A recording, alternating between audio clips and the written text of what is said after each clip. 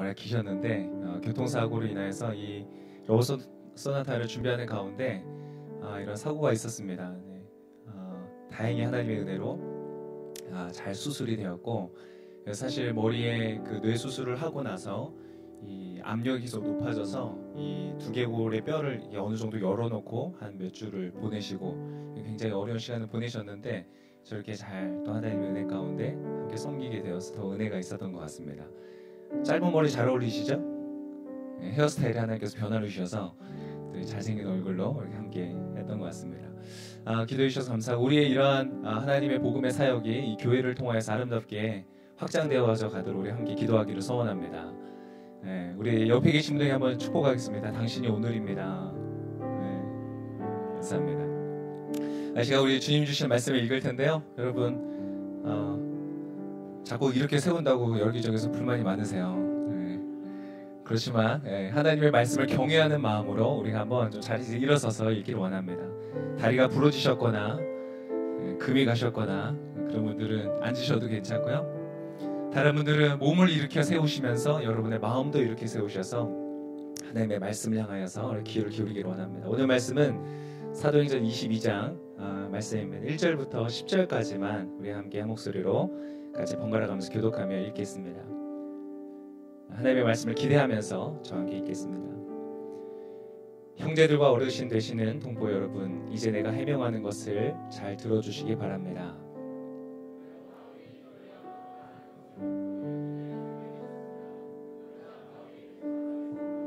나는 길리기아 지방의 다소에서 태어난 유대 사람이지만 이 도시에서 자랐습니다. 나는 가말리엘의 지도 가운데 우리 조상들의 율법으로 엄격한 훈련을 받았고, 오늘 여기 모인 여러분 못지않게 하나님께 대한 열심이 있었습니다.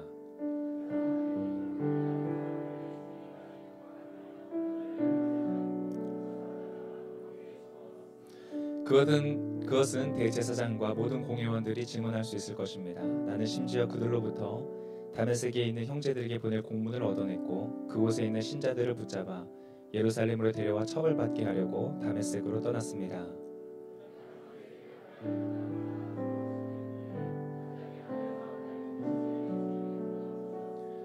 내가 땅에 풀썩 쓰러졌는데 한 음성이 내게 말씀하시는 것이 들렸습니다. 사울아, 사울아, 내가 왜 나를 핍박하느냐?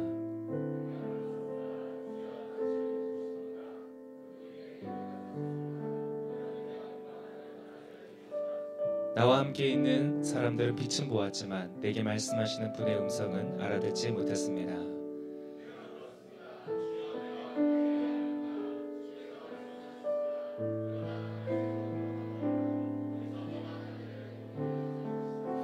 아멘. 여기까지 읽겠습니다. 우리 앉으시면서 좌우에 계신 분에게 인사하겠습니다. 우리 온전함을 향해서 돌이키십시다. 인사하겠습니다. 네, 잘 지내시죠? 할렐루야. 네. 인생이 살다 보면 참 부담이 될 때가 있고 버거울 때가 있습니다. 나이가 들어가면 들어갈수록 나의 인생은 과연 잘 살고 있는 것인가? 나의 인생은 후회함이 없는 인생을 향해서 나아가는 것인가? 저도 이렇게 종종 살다 보면 마음에 부담감이 있을 때가 있습니다. 지금보다 젊었을 때는 뭔가 내 인생에 엄청난 역사들이 일어날 줄 알았고, 30대 후반이 들어서면서 40대가 되면서 세상을 뒤집을 줄 알았는데, 지금도 여전히 집에서 부침개를 뒤집고 사는 여러 가지 마음들과 생각이 들 때가 있습니다. 오늘 하루는 과연 만족스러웠는가? 여러분, 지난 하루에 하루하루가 만족스러우셨습니까? 충분하셨습니까? 나의 인생은 정말로 알차고 풍족하게 아쉬움이 없이 살아가는 인생이다라고 말할 수 있습니까? 문제는 오늘 하루가 그렇게 충분히 만족스럽지 않다는 것이 아니고, 이 만족스럽지 않은 하루가 벌써 몇 년째 이어지고 있다는 것이죠. 이런 부담감을 느낄 때마다 우리는 내 인생 가운데 무언가를 성취해야만, 또 성공해야만, 뭔가 나에게 다른 사람들로부터 인정받고 그렇게 되어야만 내 인생이 뭔가 증명이 되는 것은 아닌가 하는 불안감, 압박감 때문에 이게 마음이 어려울 때가 있습니다. 여러분도 그러시나요? 네, 대부분이 안 그러셔서 설교를 계속 해야 되나 말아야 되나, 내가 설교를 왜 이렇게 준비했을까. 여러분, 그런 우리 마음속에는 증명하고자 하는 열망이 있습니다. 증명을 하고 싶고 또 증명을 받고 싶은 마음이 있습니다. 학생 때는 무엇이 우리를 증명해 주죠? 그죠? 성적입니다. 나의 노력과 나의 애씀과 수고의 열매가 성적이죠. 직장 들어가면 뭔가요? 실적이죠. 예, 실적. 결혼에서는 무엇이 우리를 증명해 줍니까? 예, 배우자의 인정, 그리고 내 주변에 있는 사람들의 인정, 또 만족, 그런 것들이 우리 됩니다. 자녀를 낳아서는 무엇이 우리의 만족이 되죠? 예, 자녀의 성적. 그래서 성적은 계속 따라다닙니다. 할렐루야. 여러분, 존 로널드 루얼 톨킨이라는 분이 있습니다. 아마 다 아실 거예요. 반지의 제왕을 쓰신 분이죠. 이분이 이런 글을 하나 썼습니다. 이 톨킨이라는 분이 반지의 제왕을 이제 쓰고 있었어요. 그의 인생 가운데 거대한 대작을 그리고 열심히 쓰는 가운데 세계 2차 대전이 터지고 그의 인생 가운데 여러 가지 어려움들이 닥쳤습니다. 이분은 세계 1차 대전 때 전쟁에 참여도 했었고 자기의 가장 친한 친구가 거기서 죽는 것도 목격했던 그런 경험이 있는 사람이었죠. 2차 세계대전이 터지면서 내가 과연 이 작품을 끝낼 수 있을 것인가 라는 묵상을 하게 됩니다. 두려움을 갖게 되죠. 그 당시의 표현에 의하면 오금이 저리고 막막하다라는 느낌을 받았다고 합니다. 우리가 인생을 살다 보면 내가 끓였던 꿈, 내가 가졌던 비전, 이것이 과연 이루어질까 하는 그런 막막함으로 오금이 저리고 답답함을 느낄 때가 있죠. 이 사람이 어느 날 집 앞에 있는 잔디를 이렇게 다듬고 있는데 한 나무를 유심히 보게 됐어요. 그 나무에 가지치기를 하는데 그 나무에는 굉장히 많은 상처가 있는 거예요. 그 상처를 딛고 일어서 있는 이 나무를 바라보면서 마치 자기의 모습과 같다. 온갖 상처를 받고 고난을 겪은 이것을 보면서 자신을 바라보는 거예요. 그리고 뭔가 더 이상 새로운 일을 할 수 없을 것 같은, 뭔가 내 안에 솟구치는 생명력이 없는, 지쳐버린 것 같은 그런 자신의 모습을 그 나무를 통해서 발견하는 것이죠. 그러던 어느 날, 그렇게 막연히 막막히 살아가던 어느 날 아침에 눈을 떴는데 불현듯 한 작품의 아이디어가 떠오르는 거예요. 그래서 그날 그 작품을 단편 소설을 쫙 써내려갑니다. 그것이 바로 어떤 작품이었냐면 니글의 이파리. 이름이 좀 이상하죠? 네, 니글의 이파리라는 작품을 씁니다. 거기서는 이제 니글이라는 사람이 주인공이에요. 이 사람은 어떤 사람이냐면 화가입니다. 그림을 그리는 사람이에요. 네, 완벽주의자예요. 별로 그다지 성공적이지도 않고 뛰어나지도 않아요. 그래서 주변에 있는 사람들은 이 사람이 화가인지도 몰라요. 그때그때 돈을 벌어서 생활비를 벌고 그러나 작품 세계를 만들어 가려고 노력을 하는 것이죠. 이 사람이 어느 날 비전을 갖습니다. 꿈을 가져요. 어떤 작은 한 나무를 생각하는 거예요. 어떤 이파리부터 시작해서 아름다운 그 이파리가 충만한 거대한 나무를 생각하고 그 나무 뒤를 이어서 펼쳐지는 큰 거대한 숲을 상상을 하는 겁니다. 내가 이것을 그림으로 표현해내야 되겠다. 그 꿈이 생긴 거예요. 비전이 보인 것이죠. 그래서 이 사람이 그 꿈을 담기 위해서 큰 캔버스를 준비합니다.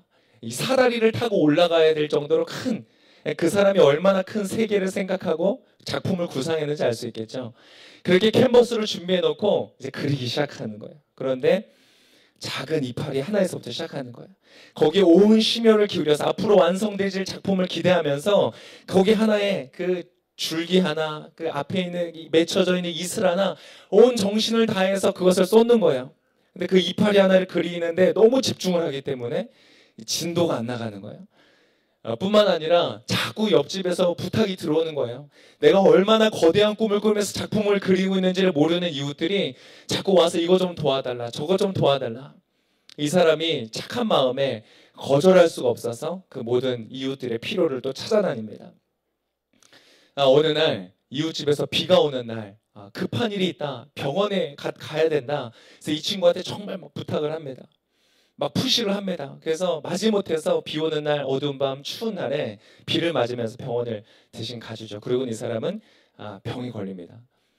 그리고 이 마지막 작품을 어떻게 완성해 갈까 매진하던 차에 이 죽음의 사자가 그의 집에 온 거예요. 인생의 마지막 날이 온 것이죠.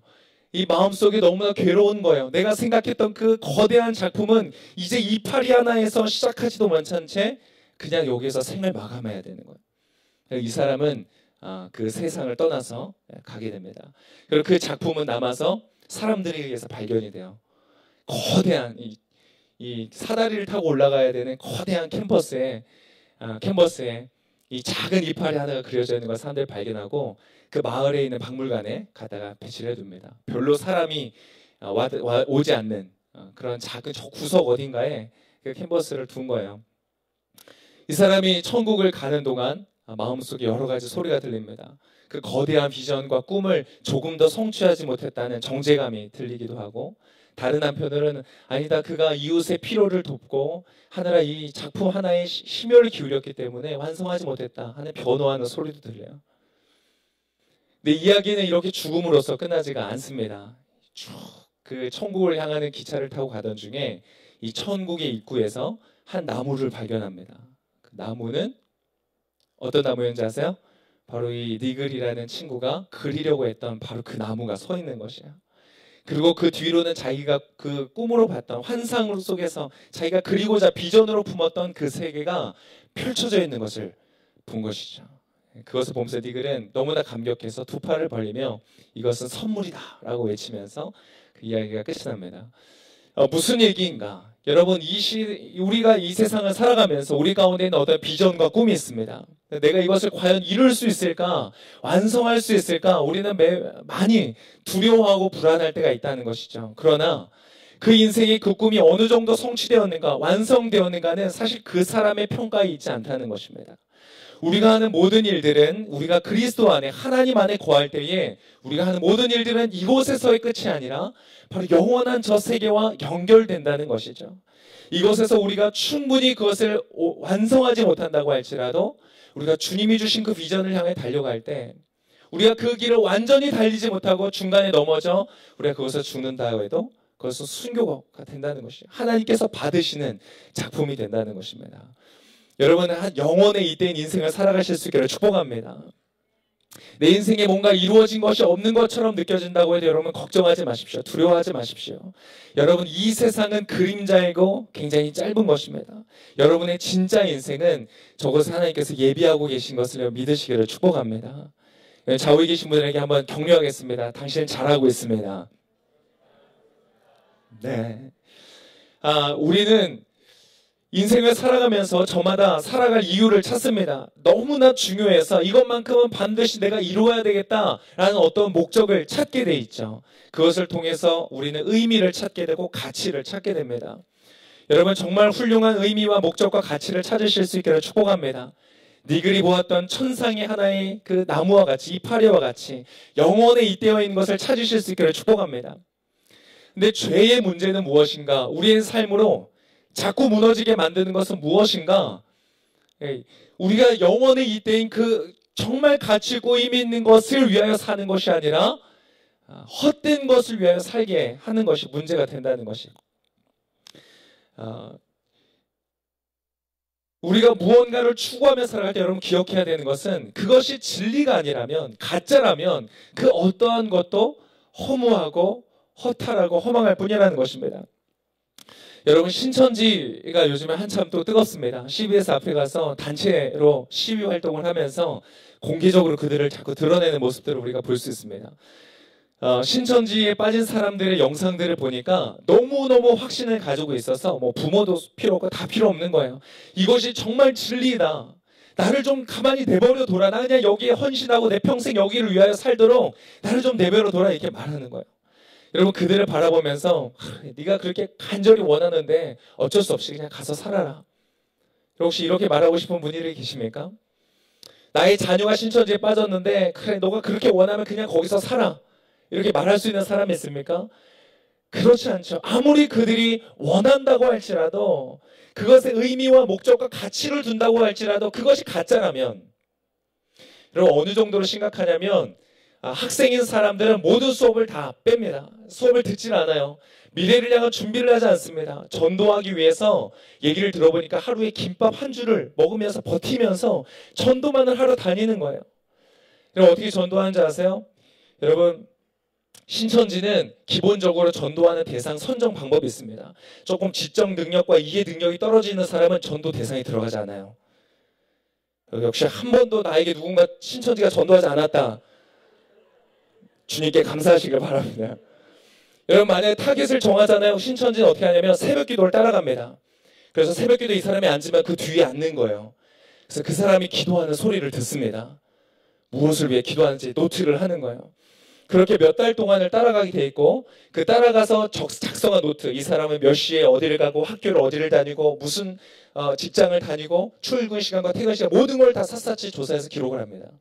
그리고 우리로 말하면 다락방장한테 가서 검사를 받는 거예요. 다락방장이 조사가 미흡하다 그러면 다시 시키는 겁니다. 그리고 그것이 어느 정도 충분히 채워졌을 때 공유를 해요.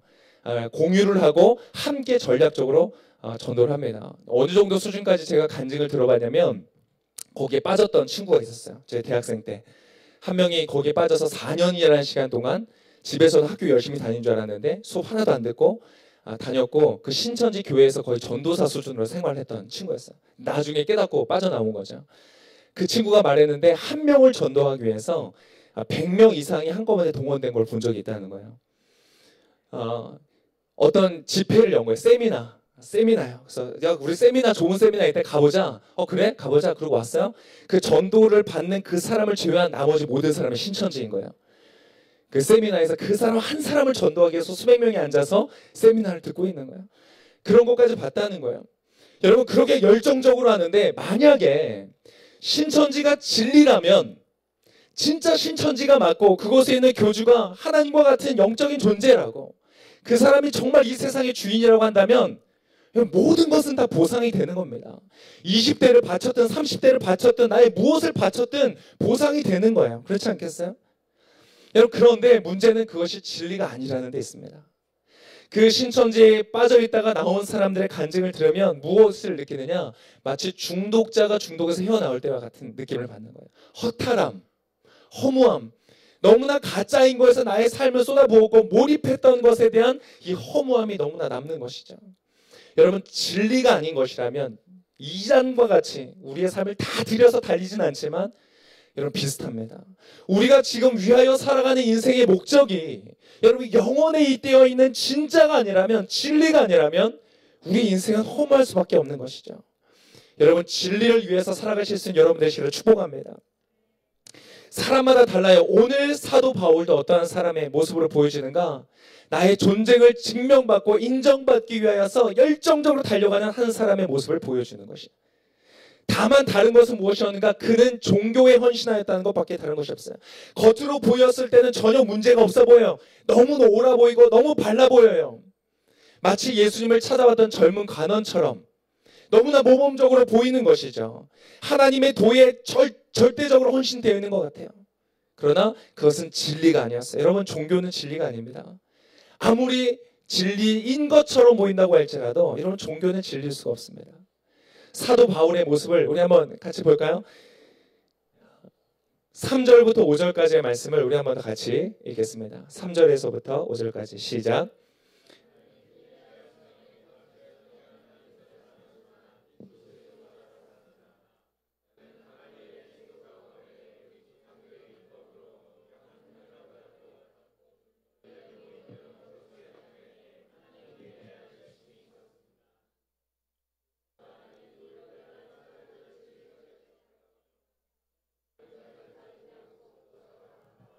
감옥에 집어넣었습니다. 그것은 대제사장과 모든 공회원들이 증언할 수 있을 것입니다. 나는 심지어 그들로부터 다메섹에 있는 형제들에게 보낼 공문을 얻어냈고 그곳에 있는 신자들을 붙잡아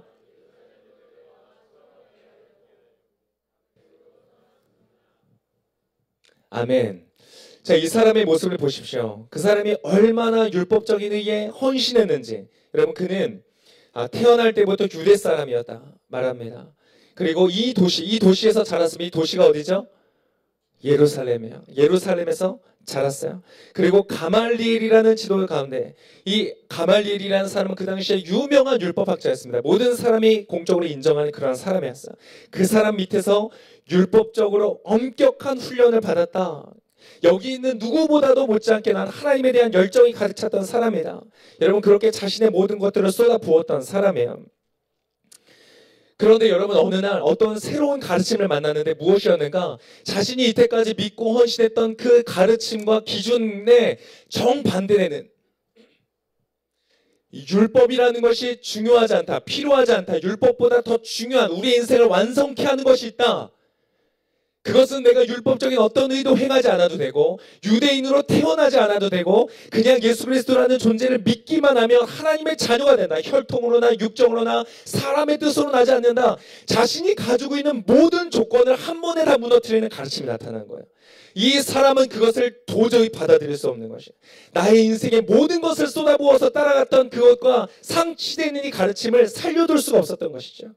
그가 얼마나 이것에 대해 열정을 가지고 있었는가. 여러분 사도행전 26장에 이 비슷한 간증을 합니다. 아그리빠라는 왕 앞에서 이 간증을 하는데 여기에서 이렇게 얘기해요. 여러 회당들을 다니며 그들을 여러 번 처벌했으며 굉장히 많은 횟수 동안 다니면서 사람들을 잡았다는 거예요.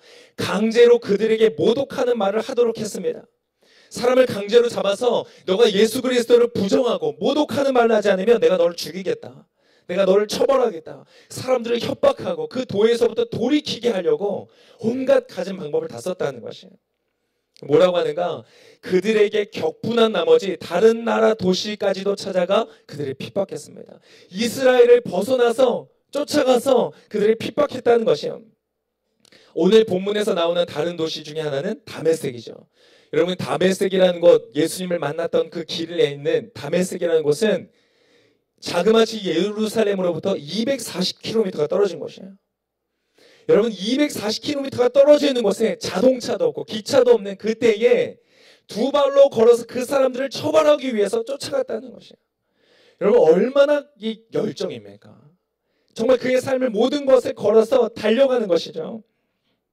그런데 여러분 많은 학자들이 말합니다. 만약에 바울이 이 작전에 성공했다면 여러분 바울은 굉장히 전략적인 사람입니다. 아시죠? 우리가 예수 그리스도를 증거하기 위해서 대도시들만을 다니면서 복음을 전하고 교회를 세우고 세계 복음화를 이루어낸 사람 아닙니까? 여러분 그 머리를 가지고 어디에 썼어요? 예수 그리스도를 믿는 자들을 죽이는 데 썼다는 거예요. 많은 학자들이 추측하는데 뭐라고 하느냐? 이 사람이 만약 다메섹으로 가는 이 전략이 성공적이었다면 아마 기독교는 그 시대 가운데 끝났을 수도 있다. 이 정도로 얘기를 합니다.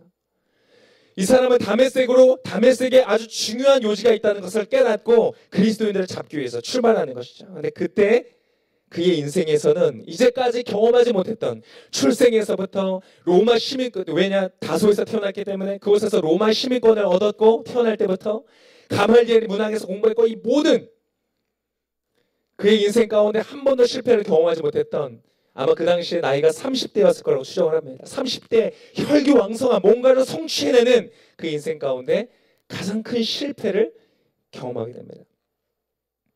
여러분 만약 그가 성공했다면 어땠을까요?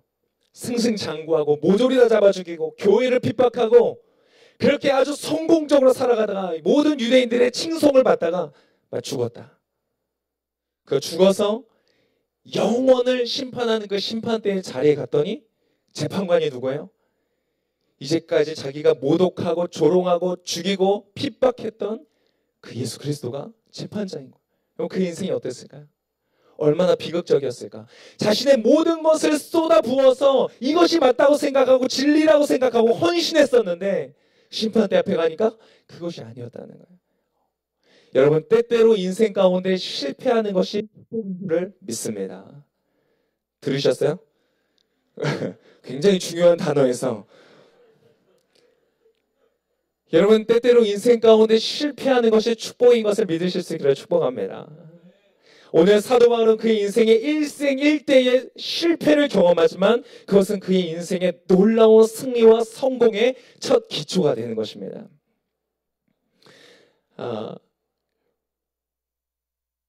한 목사님이 그런 얘기를 하시더라고요. 잘 나가던 10대 때 아주 일진들과 어울리면서 잘 나갔을 때였대요. 어느 날 어떤 형들로부터 선배로부터 초청이 들어왔어요. 일본으로 가자. 야쿠자가 우리를 부른다. 가겠다. 친한 친구와 함께 같이 가겠다 약속을 하고 이제 그 다음날 이제 준비를 다 차려놓고 하는데 그날 밤에 갑자기 알 수 없는 공포와 두려움이 막 몰려오더래요. 왠지 그 배를 타면 영원히 다시 돌아올 것 없을 것 같은 그래서 그날 가지 않았대요. 그 다음날 새벽에 숨었대요. 그 친구는 갔대요. 그리고는 영혼이 돌아오지 못했어요. 여러분 그날 그 사람의 두려움을 아세요? 한참 잘 나가는 시대, 모든 사람들에게 칭찬받던 그때에 그가 가지 않았다는 것을 얼마나 감사한지 모르면서 지금 목회 열심히 하고 계세요. 오늘 교회에 계세요. 누군지는 말씀 안 드리겠습니다. 여러분 이렇게 승승장구하던 그에게 예수께서 은혜로 그의 인생 가운데 개입하십니다. 우리 6절에서부터 8절까지의 말씀을 한번 빠른 속도로 한번 같이 읽겠습니다. 6절부터 읽겠습니다. 시작. 내가 다메섹에 가까이 다다르자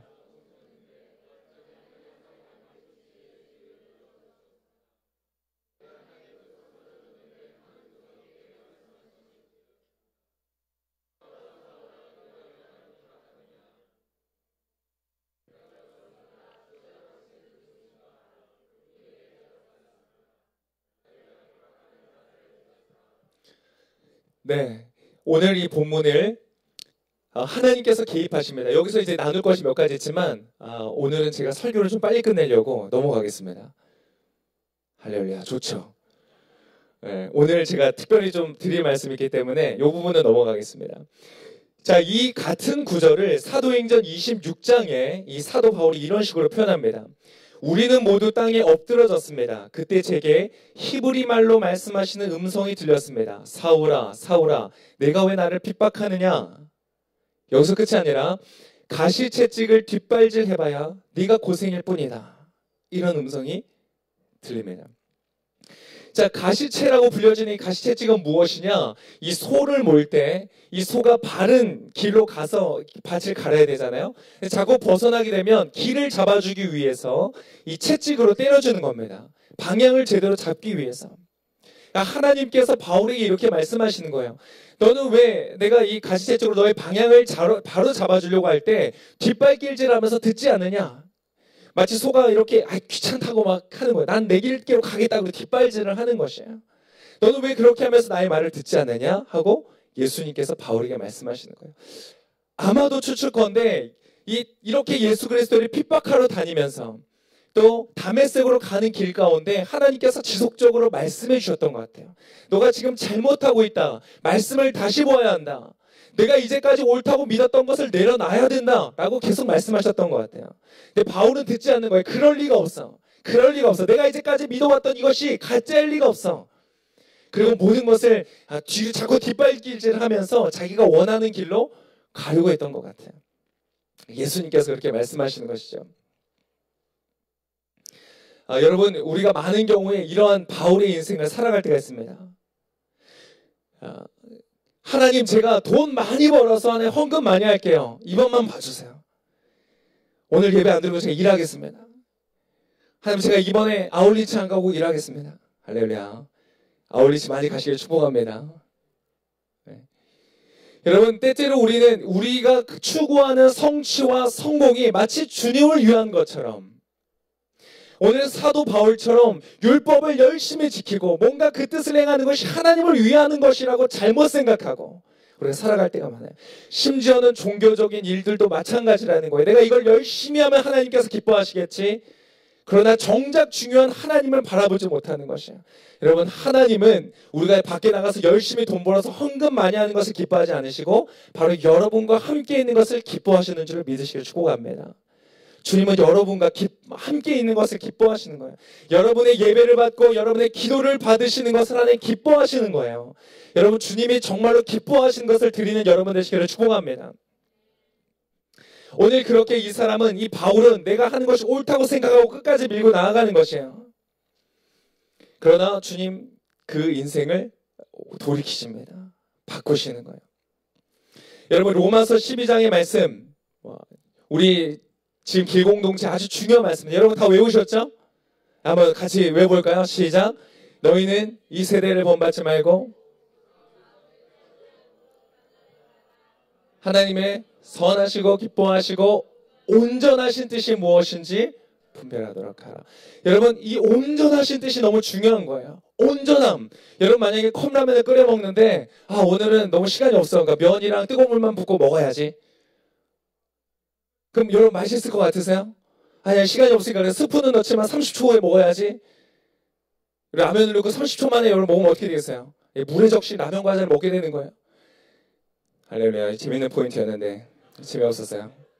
여러분, 온전하다는 것은 너무나 중요한 거예요. 여러분, 비슷한데 온전하지 않은 거예요. 그건 여러분의 인생 가운데 진정한 만족이나 기쁨을 줄 수가 없는 것이죠.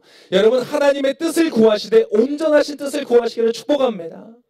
바울처럼 비슷해 보이지만 가짜인 것을 붙들고 살아가는 인생은 후회하는 인생이 된다는 것이에요. 여러분, 그렇다면 어떻게 하면 주님의 온전하신 뜻을 여러분 품고 살아가겠어요? 어떻게 하면 여러분 정말 영원의 이때인 인생, 지금 죽어도 후회함이 없는 인생, 하나님께 칭찬받고 만족하는 인생을 여러분 어떻게 하면 살아가실 수가 있겠어요? 오늘 아까 방금 읽었던 로마서의 말씀은 뭐예요? 이건 제가 조금 이따 말씀드릴게요. 중요한 것은 무엇인가? 여러분 한번 따라하겠습니다. 예수 그리스도를 만나야 한다. 여러분, 예수 그리스도를 만나시기를 축복합니다. 오늘 이 사울의 인생 가운데 급격한 변화는 무엇에서부터 일어나는가? 단순한 방향 전환이 아니라 그의 인생의 참된 주인을 만나는 사건이 있었다는 것이야. 여러분, 주님을, 여러분의 인생의 참된 주인을 만나시기를 축복합니다. 그것은 여러분 일회성이 아니라 여러분 지속되어지는 것이야. 반복되어지는 것이야. 여러분, 그 예수 그리스도를 만나면 어떻게 되는지 아세요? 여러분, 갑자기 나의 인생의 모든 사건들이 의미를 갖기 시작하는 것이에요. 이제까지 내가 파편적으로 경험했던 모든 것들, 마치 흩어진 구슬처럼 있었던 것이 예수 그리스도를 만나면 하나로 묶여지는 끈이 되는 것이에요. 사도 바울은 몰랐어요. 자기가 왜 살아야 되는지, 무엇을 위해 이 땅 가운데 태어났는지, 자기를 통해서 주께서 완성하기를 원하시는 일이 무엇인지 몰랐어요. 근데 예수 그리스도를 만나서 깨닫게 됐어요. 내가 유대인인 것, 내가 로마의 시민권을 가지고 있는 것, 가말리아 문화 가운데 율법을 충실하게 공부하고 훈련받았던 것, 그것들이 바로 구약을 통하여 예수 그리스도를 증거하는 이 신약의 굉장히 많은 절반 이상의 신약을 쓰는 저자가 될, 이 전 세계를 복음화시키는 하나님의 일꾼으로 쓰임받게 될 이방인의 사도라고 불리는 존재가 될 그 하나님의 사명과 부르심이라는 것을 깨닫게 되는 것이, 그가 인생 가운데 경험해왔던 모든 것들이 하나로 엮여지면서 이해가 되고 깨달아지는 것이. 여러분, 예수 그리스도를 만나시기를 축복합니다.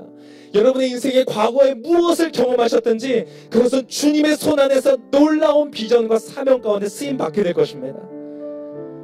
여러분, 한 가지 이야기만 하고 마치겠습니다.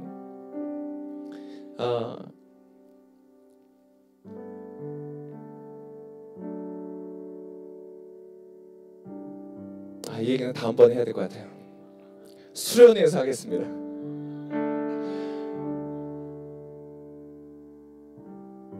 여러분, 지난날 한번 돌아보세요. 여러분의 어린 시절, 저는 초등학교 3학년 때 전학을 갔어요. 집에, 어렸을 때는 집이 좀 가난해서 굉장히 이사를 많이 했어요. 거의 1년에 한 번 정도를 했던 것 같아요. 초등학교 3학년 때 학교를 이사해야 될 정도로 멀리 갔어요. 전학을 했는데 3학년 2학기 때 간 거예요. 여러분, 정말 힘들었습니다. 다 친구인데 저 혼자 친구가 아닌 거죠. 적응하는데 너무 힘들었어요. 그래서 너무 힘들었어요. 4학년 때 너무너무 날 사랑하시는 선생님을 만났어요. 5학년 때, 6학년 때 별 볼 일 없는 인생을 살았어요. 중학교 때는 굉장히 엄격한 깡패 학교로 소문났던 그런 학교로 갔고요. 남자 중학교였어요. 머리 다 빡빡 밀고 들어가는 그런. 고등학교는 남녀 공학이었어요. 할렐루야. 기독교가 인정되지 않아서 믿는 친구들끼리 몇몇이 모여서 공부했어요. 공부를 진짜 못하는 학교여서 제가 성적이 상승되기 시작했어요. 여러분, 지난 날을 여러분 한번 돌이켜보세요. 여러분의 인생 가운데 어떤 일이 있어요? 여러분, 초등학교 때, 중학교 때, 고등학교 때, 대학생 때, 아마 그 사건들 중에서는 어떤 것을 여러분 이해할 수 없는 사건들도 있을 거예요. 내 인생 가운데 지워버렸으면 하는 사건들도 있을 거예요. 너무너무 후회가 되는 여러분의 선택들도 있을 거예요. 그래서 여러분, 중요한 것은 무엇인지 아세요? 오늘 여러분 예수 그리스도를 만나면, 그분으로 인하여 여러분의 인생이 비추어지고 조명이 되면, 여러분, 여러분의 인생 가운데 버릴 것이 하나도 없는 것일 거예요. 하나님의 뜻대로 부르심을 입은 자들에게는 모든 것이 합력하여 선을 이룬대요. 여러분, 그 예수 그리스도, 여러분의 인생에 어느 것 하나 이거는 필요 없는 거야, 이거는 쓰레기야, 이건 가치가 없는 거야, 이건 빼내서 버리자 라고 말씀하지 아니하시고, 여러분의 그 작은 어떠한 것도, 신음도 고통도 눈물도 아픔도 후회도 모든 것 하나 아름답지 않도록 사용하시지 않은 놀라운 지혜로 여러분의 인생을 이끌어 가시는 그 예수 그리스도를 만나실 수 있기를 축복합니다. 오늘 사도 바울은 그 예수 그리스도를 만나고 그의 열정과 그 인생의 방향과 그 모든 것들이 정말로 놓쳐서는 안 되는 가장 존귀하고 가장 아름다운 것을 향하여 헌신하게 되어지는 놀라운 축복을 얻었습니다. 여러분, 그 주님을 만나실 수 있기를 축복합니다. 여러분, 주님이 여러분을 지금 찾으십니다. 오늘 사도 바울을 찾아오셨던 예수님처럼 오늘 예수님은 지금 여러분의 인생을 향하여서 두드리고 계십니다. 여러분, 그분을 향하여서 반응하지 않으시겠어요? 여러분의 마음을 열고 예수 그리스도에게 반응하지 않으시겠어요?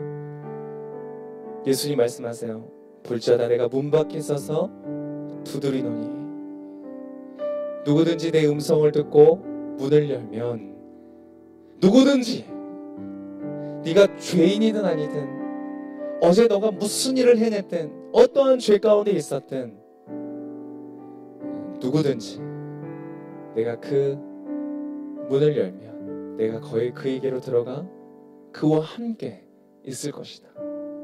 여러분, 이 놀라운 축복을 여러분 마음 가운데 깊이 새기시기를 축복합니다.